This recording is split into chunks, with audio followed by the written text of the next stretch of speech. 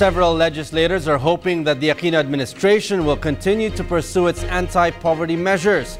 They also bat for the construction of more infrastructure projects. Christine Santos reports. The lawmakers expressed contentment on President Aquino's programs and projects in the past year.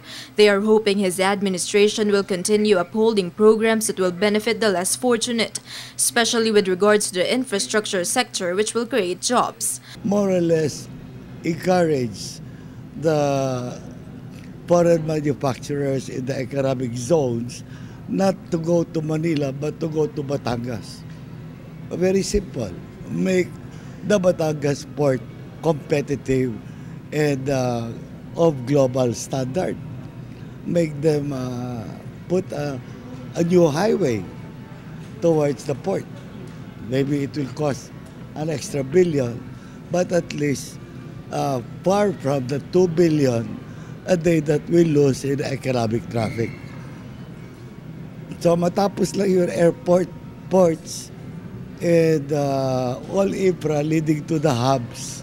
Though prices of basic commodities rose in the past year, lawmakers said the government has done measures to arrest the price hike.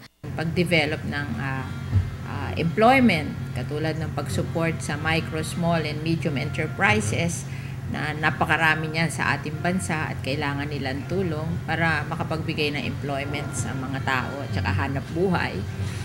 I think he will touch on kung yung nangyayari ngayon sa ating gridlock sa ating ports na nakakaapekto ng presyo and trade at saka yung pag-modernize ng Bureau of Customs para ma-prevent natin yung smuggling.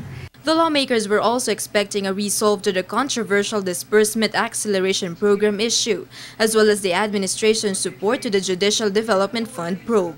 Kami, nag-initiate kami ng hearings on JDF.